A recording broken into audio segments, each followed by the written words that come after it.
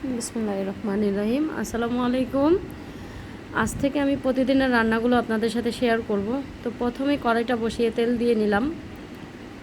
তেলটা গরম হওয়া পর্যন্ত অপেক্ষা করব। তারপর হচ্ছে এই মাছগুলো হলুদ আর লবণ দিয়ে মাখিয়ে নিলাম। দেন হচ্ছে মাছগুলো এখন তেলটা গরম হলেই দিয়ে দিব। তেলটা গরম হয়ে গেছে, এখন মাছগুলো দিয়ে দিব। আস্তে আস্তে সবগুলো মাছ দিয়ে দিব। তো আজকে আমি যেটা করব সেটা হচ্ছে ট্যাংরা মাছ দিয়ে হচ্ছে আলু আর হচ্ছে করল্লা দিয়ে ঝোল করব। ঠিক আছে, ট্যাংরা মাছের ঝোল করব আলু করল্লা দিয়ে। তো গরমের মধ্যে এই খাবারটা খুবই ভালো, আর হচ্ছে শরীর ভারী হয়ে যায় না। তো যাই হোক, মাছগুলো দিয়ে দিলাম। এখন হচ্ছে একটা একটা করে উল্টিয়ে নিব।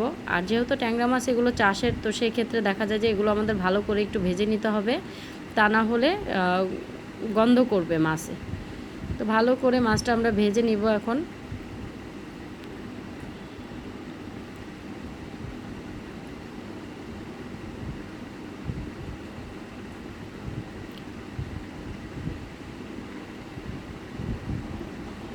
মাছটা ভালো করে ভাজা হলে উঠিয়ে নিব। ভালো করে মাছটা ভেজে তারপর হচ্ছে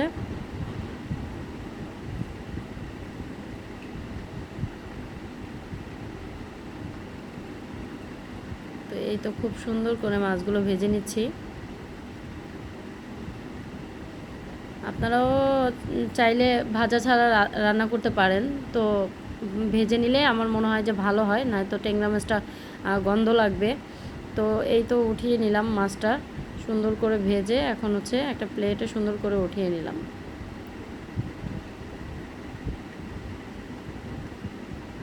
তো এখন একটা কড়াই বসিয়ে দিলাম। কড়াইটা একটু গরম হলে তেলটা দিয়ে দিলাম। যে মাছ ভাজা তেলটা ছিল সেটা একটু দিয়ে দিলাম। এখন আরও কিছু তেল হচ্ছে আমি অ্যাড করে নিব। এই তো আরও কিছু তেল হচ্ছে অ্যাড করে নিলাম। তো চেষ্টা করবেন খুব কম তেল দিয়ে রান্না করার, কারণ খুব কম তেল হলে স্বাস্থ্যসম্মত হয় খাবার। তো এখন এই পেঁয়াজ মরিচগুলো দিয়ে দিচ্ছি, আগে থেকেই কুচি করা ছিল। পেঁয়াজ মরিচগুলো দিয়ে দিলাম। তো এখন একটু নেড়ে চেড়ে নিব।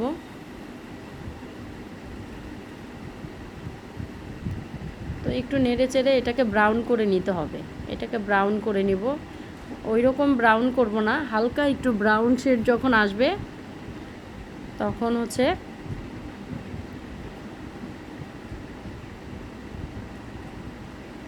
তো আমার পেঁয়াজটা ভাজা হচ্ছে। খুব সুন্দর করে পেঁয়াজটা একটু ভেজে নিব, যাতে পেঁয়াজের কাঁচা গন্ধটা না করে, তাই একটু সুন্দর করে ব্রাউন করে নিব পেঁয়াজটা।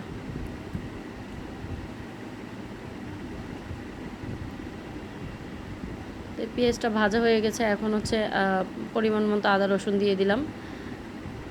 আমি মাছে খুব আদা রসুন কম খাই, তো অল্প করে আদা রসুন দিয়ে দিলাম।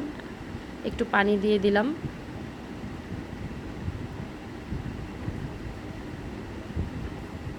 চুলার জালটা কমিয়ে নিলাম, না তা না হলে পুড়ে যাবে, যেহেতু অল্প করে পানি দিয়েছি। তো এখন 1.5 চামচের মতো হলুদ দিয়ে দিব।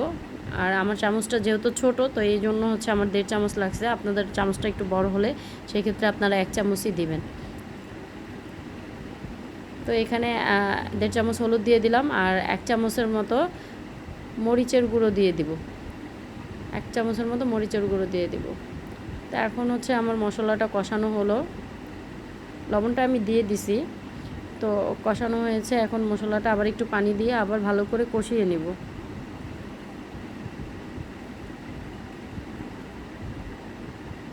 খুব ভালো করে মশলাটা কষিয়ে নেব, যাতে হলুদ মরিচের গন্ধ না হয়। তো খুব ভালো করে হচ্ছে মশলাটা কষিয়ে নিব।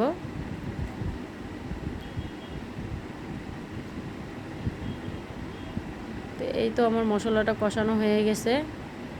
এখন আমি যে আলু আর হচ্ছে করল্লা যেগুলো কাটা ছিল সেগুলো খুব সুন্দর করে দিয়ে দেবো। এখানে হচ্ছে আমি একটা করল্লা বড় উস্তা নিয়েছি, আর হচ্ছে 2টা আলু নিয়েছি।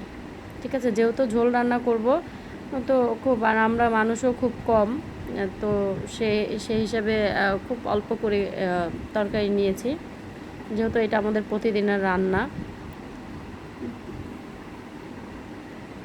তো এখন হচ্ছে এটা সুন্দর করে নাড়াচাড়া দিয়ে ভালোভাবে মশলাটা মিক্স করে তারপরে হচ্ছে ঢাকনা একটু পানি দিয়ে যাতে নিচে লেগে না যায় খুব ভালো করে নাড়াচাড়া দিয়ে নেড়ে চেড়ে তারপরে হচ্ছে একটু পানি দিয়ে ঢাকনা দিয়ে ঢেকে দেব।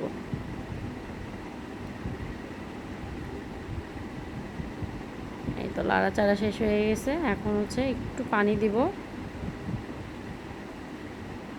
পানি দিয়ে এখন আবার একটু নাড়াচাড়া দিয়ে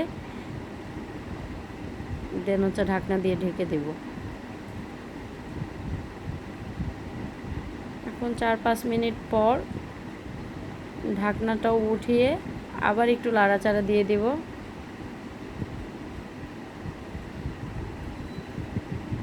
যাতে পুড়ে না যায় এজন্য আমরা একটু নাড়াচাড়া দিয়ে দেব বারবার।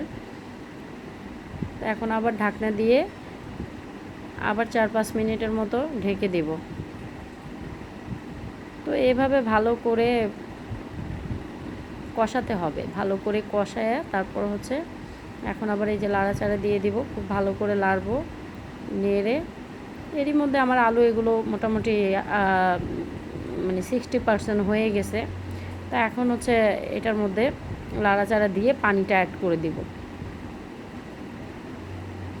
ভালোভাবে একটু নাড়াচাড়া দিয়ে মশলাটা মিক্স করে তারপর হচ্ছে পানিটা অ্যাড করে দেব কিছুক্ষণের মধ্যেই।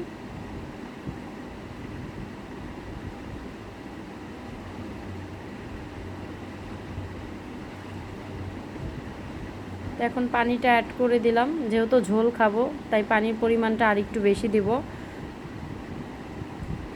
যেহেতু করলার ঝোল করব তো সেক্ষেত্রে পানির পরিমাণটা আরেকটু দিয়ে দিব। ঠিক আছে, পানির পরিমাণটা আরেকটু দিয়ে দিলাম। এখন একটু নাড়া দিয়ে মাছটা দিয়ে দিব উপরে। আর অনেকে আছে যে বলক আসার পরে হচ্ছে মাছটা দেয়, তো সেক্ষেত্রে দেখা যায় ভালোভাবে লবণ ঢোকে না মাছের মধ্যে, ভালো লাগে না। তো আমি সাথে সাথে এটা দিয়ে দিই, তো সেই ক্ষেত্রে লবণটা একটু ভালোভাবে মাছের মধ্যে ঢুকে যায়। তো এখন মাছটা দিয়ে দিব খুব সুন্দর করে উপরে।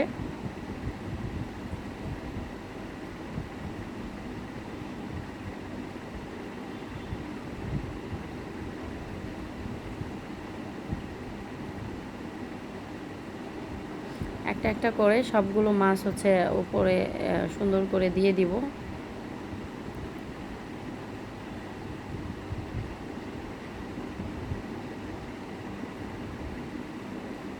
এখন হচ্ছে মাছগুলো একটু নিচের দিকে দিয়ে দিলাম, তারপর ঢেকে দিব।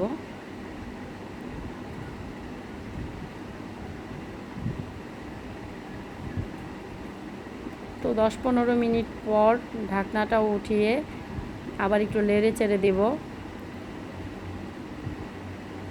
আর সবসময় চেষ্টা করব আমরা ঢাকনা দিয়ে রান্না করার জন্য, কারণ ঢাকনা দিয়ে রান্না করলে সেক্ষেত্রে দেখা যায় এটা ভালো থাকে। তো এই টমেটোগুলো দিয়ে দিলাম, অনেকে আগে দেয়, তো আমি একটু পরেই দিই টমেটোটা, তাহলে আমার কাছে মনে হয় যে তরকারি স্বাদটা ভালো আসে। আবারও ঢেকে দিলাম। আবার কিছুক্ষণ পরে ঢাকনাটা উঠিয়ে নাড়াচাড়া দিয়ে সুন্দর করে নাড়াচাড়া দিয়ে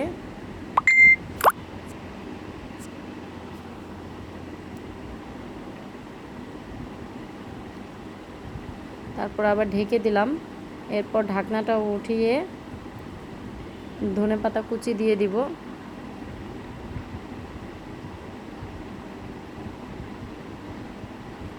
ধনেপাতা কুচি দেওয়া শেষ হলে তারপর আবার ঢেকে দিব।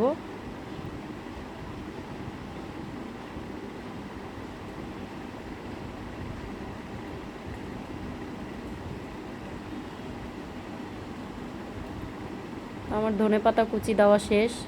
এখন হচ্ছে একটু সুন্দর করে নাড়া দিয়ে এগুলো নিচের দিকে করে দিব যাতে ভালোভাবে ঝোলের সাথে মিক্স হয়ে যায়। তো এখন হচ্ছে ঢাকনাটা ঢেকে দিব। ঢেকে দেওয়ার পর 5-7 মিনিট জাল করব।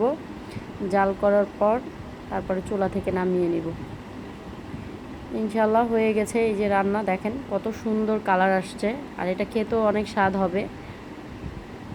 আমরা চাইলে এরকম অল্প মশলা দিয়ে বাসায় রান্না করে খেতে পারি। এই খাবারটা খুবই স্বাস্থ্যসম্মত হবে। আর যারা করলা পছন্দ করে না তারা তো খাবে না, যারা করলা পছন্দ করেন তারা এইভাবে রান্না করে খেয়ে দেখবেন, খুবই খুবই মজাদার একটা রান্না। আর এই গরমের মধ্যে এটা খুবই ভালো লাগবে, শরীর ভারী হয়ে যাবে না। তো ইনশাল্লাহ প্রতিদিন আপনাদের সাথে এখন থেকে আমার প্রতিদিনের রান্নাগুলো শেয়ার করব। সবাই সাথে থাকবেন, রান্নাটা কেমন হয়েছে সবাই লাইক কমেন্টস করে জানিয়ে দিবেন।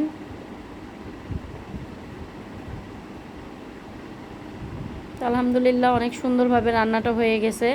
এখন হচ্ছে চুলা থেকে রান্নাটা নামিয়ে নিব।